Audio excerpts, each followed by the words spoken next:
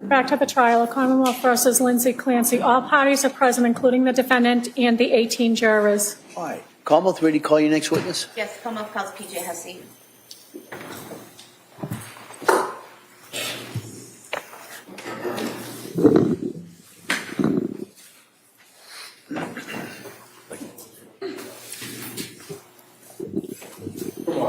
Morning. Good morning. Do you solemnly swear that the testimony in the evidence you shall give to the court and the jury, no matter how coming between the Commonwealth and the defendant, shall be the truth, the whole truth, and nothing but the truth? Thank you, sir. You may have a seat. Watch your step, please. All right. Good morning, sir. Good morning. If I may. Yes, please. Thank you.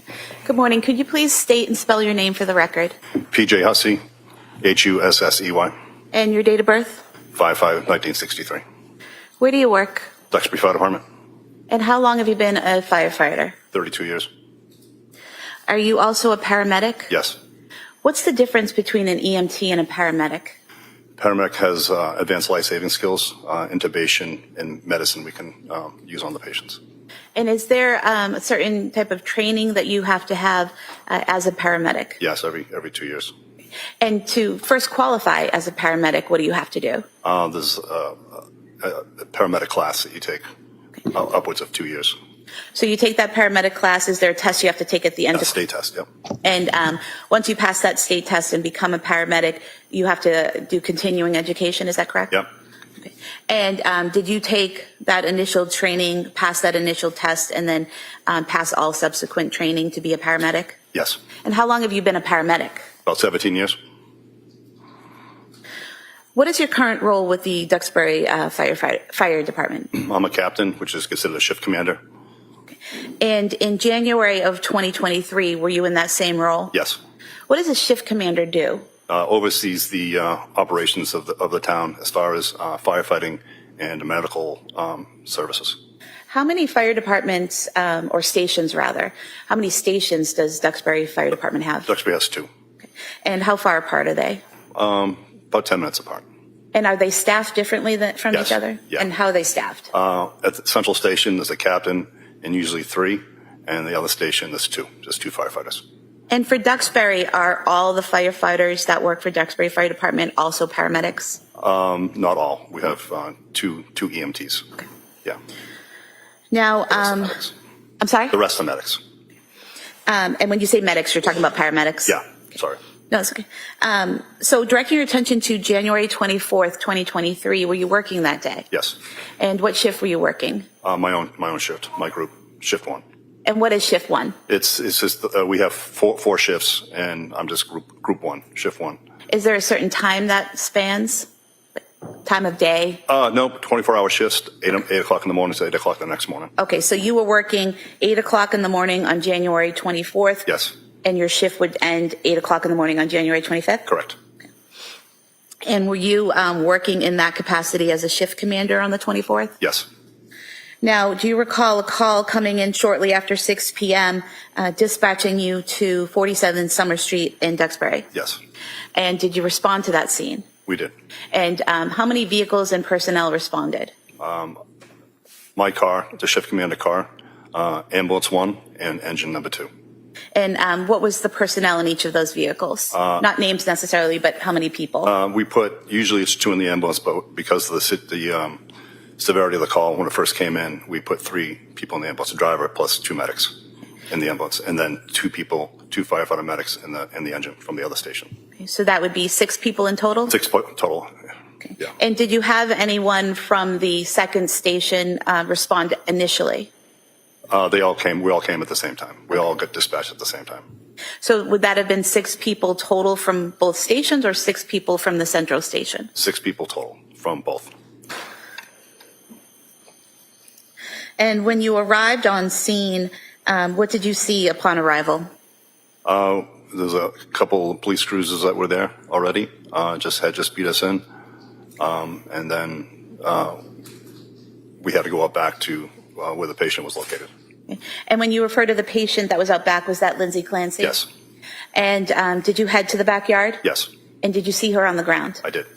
And were you personally treating her, or was it the other paramedics that The were other doing? paramedics were treating her. Okay. Yep. And what were you doing? Just supervising the call, just make sure things are handled appropriately as a shift commander.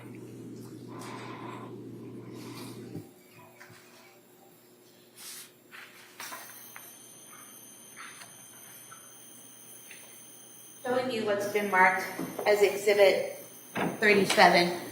Do you see the area where you were in the backyard that night on the screen?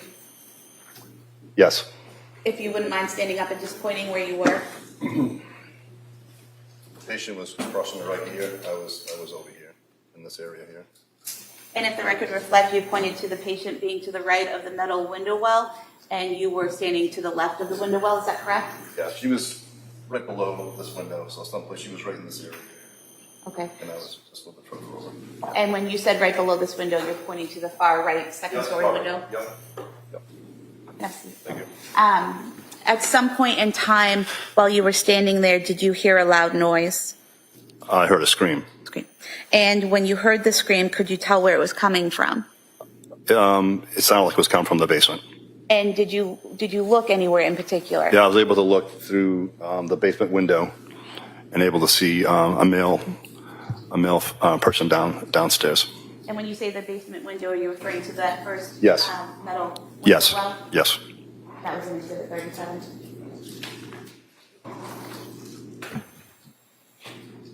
Just showing you, again on the screen here, what's been marked as Exhibit 50. This window here on the right, does that fairly represent the window that you looked through and could see down into that Yes. basement office? Yeah. And was the light on in the basement office when you looked in? A light was on, yes. And what did you see when you looked in the window?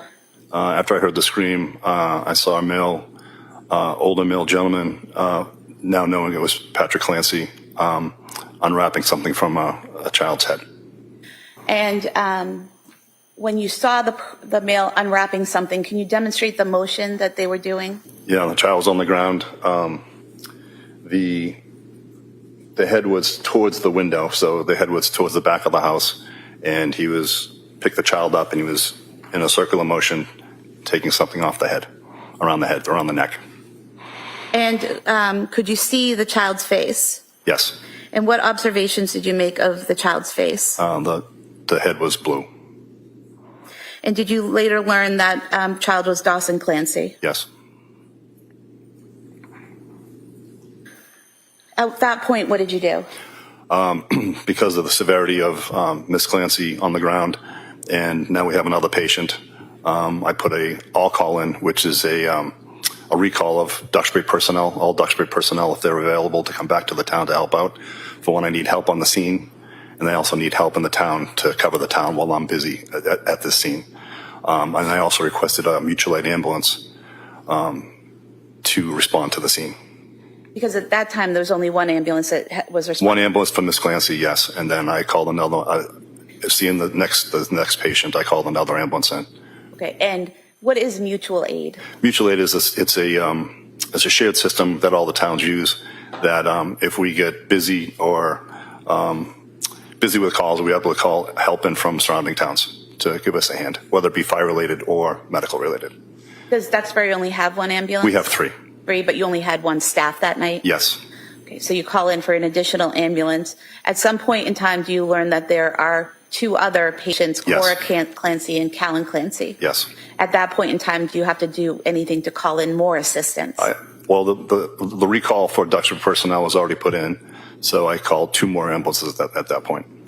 And the scene that night, discovering another victim, was that a chaotic scene? It turned very chaotic very quickly. Okay. Yeah. And was it a situation where people would start treating a patient but then have to move on to something else and someone would take over? Sort of. I had myself as a shift commander. I had an EMT with me, but there's also 4 paramedics. So the way it ended up working, all the initial paramedics were with Miss Clancy in the beginning, And then when we found the other patients, we left a paramedic with Miss Clancy, a paramedic with Dawson, and then the 2 paramedics were with the 2 other kids in the other room. And did someone eventually also have to be with Patrick Clancy?